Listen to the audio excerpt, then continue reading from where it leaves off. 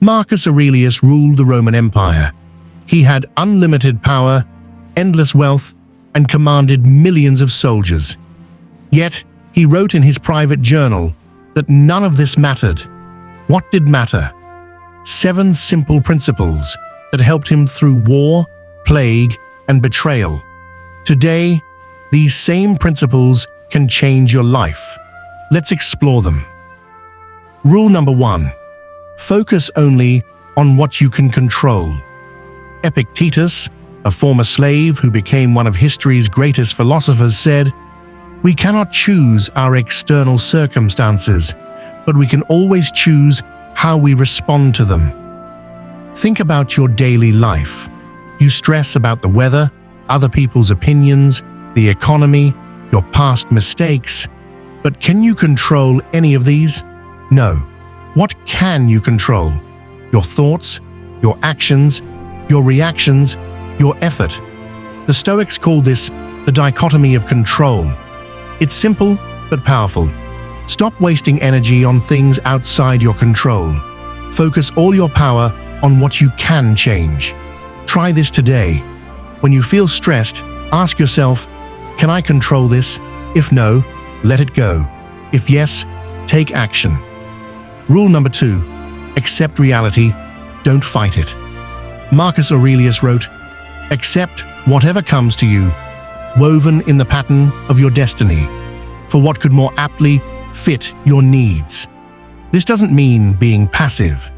It means accepting facts as they are, not as you wish they were. Lost your job? That's reality. You can't change the past, but you can choose. Waste energy being angry, or accept it and focus on finding a new opportunity. Someone criticized you? That's their reality. You can't control their opinion, but you can control whether you let it destroy your peace. The Stoics practiced amor fati, love of fate, not just accepting reality, but embracing it. Every obstacle, every setback, they're not punishments, they're opportunities to practice virtue and grow stronger. Remember, reality doesn't care about your feelings, but your feelings can change based on how you see reality. Rule number 3. Imagine losing everything you have. This sounds depressing, but it's actually liberating. Seneca practiced this daily. He would imagine losing his wealth, his health, his loved ones. Why? To appreciate what he had now and to prepare mentally for life's inevitable losses. The Stoics call this premeditatio malorum, the premeditation of evils. Modern psychology confirms this works. When you regularly imagine worst-case scenarios, 2 things happen. First, you stop taking things for granted. You appreciate your health when you imagine illness. You value your relationships when you imagine loss. Second, when bad things actually happen, you're mentally prepared. The shock is less. The pain is manageable. Try this exercise. Before bed, spend 2 minutes imagining losing something important. Not to be negative, but to be grateful and prepared. As Marcus Aurelius said, "Nothing happens to any man that he is not formed by nature to bear." Rule number 4. Remember, you will die. Memento Mori. Remember death. The Stoics obsessed over this truth. Why focus on something so dark? Because death gives life meaning. You have limited time, maybe 30,000 days if you're lucky. Every day you waste complaining, procrastinating, or holding grudges. That's one less day you have. Marcus Aurelius wrote, "You could leave life right now. Let that determine what you do and say and think." This isn't about being morbid, it's about clarity. When you remember you're mortal, suddenly, small problems become insignificant. Petty arguments seem pointless. Important things become obvious. Steve Jobs said, "Remembering that you are going to die is the best way to avoid the trap of thinking you have something to lose." Ask yourself daily, if this was my last day, would I waste it on this? Would I stay angry at this person? Would I delay that important thing? Death is your advisor. Use it wisely. Rule number 5. Act with purpose, not emotion. Marcus Aurelius asked himself every morning, what am I going to do today that will make me useful? Not happy, not comfortable, useful. The Stoics believed humans are social creatures designed to help each other. Your purpose isn't to feel good, it's to do good. Emotions will guide you wrong. They're useful signals, but terrible masters. Angry, your emotion says, attack. Stoicism says, is this useful? Will it improve the situation? Sad, your emotion says, give up. Stoicism says, what can I do right now that moves me forward? Epictetus taught his students, first say to yourself what you would be, and then do what you have to do. Define your purpose first, then act according to it, regardless of how you feel.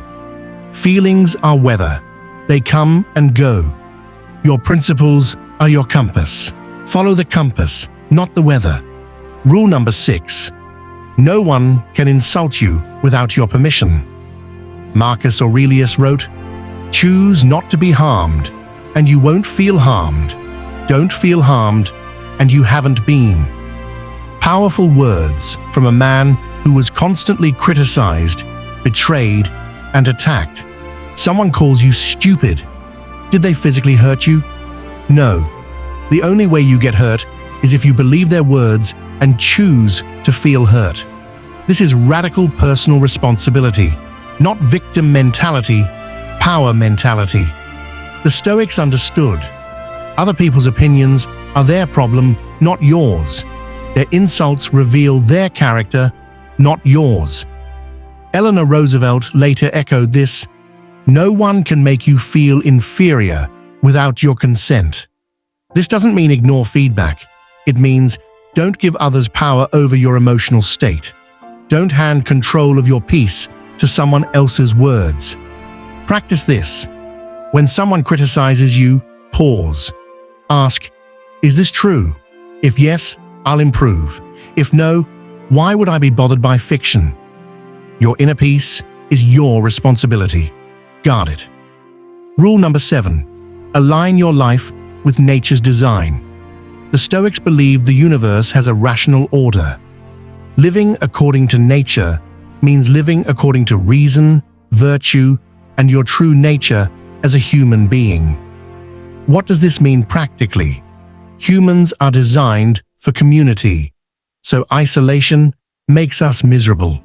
Humans are designed for challenge, so comfort makes us weak. Humans are designed for growth, so stagnation makes us depressed.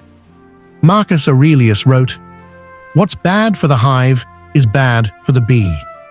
When you live selfishly, you violate your nature. When you avoid challenges, you violate your nature. When you stop learning, you violate your nature. The result? Anxiety, depression, emptiness. The solution? Live according to virtue, wisdom, seek truth and learning. Justice. Treat others fairly. Courage. Face your fears. Temperance. Practice self-control.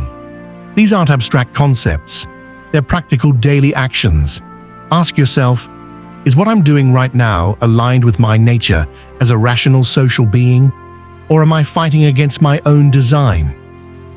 These 7 Stoic rules have survived 2,000 years because they work. Let me recap. Control only what you can control. Accept reality as it is. Practice negative visualization. Remember, you will die. Be useful, not emotional. Others can't hurt you without permission. Live according to nature. You don't need to master all 7 today. Pick one. Practice it this week. Build from there. Stoicism isn't theory, it's practice. As Epictetus said, don't explain your philosophy, embody it. If this video helped you, subscribe for more practical Stoic wisdom. And remember, Marcus Aurelius's final lesson, Waste no more time arguing what a good man should be. Be one. See you in the next video.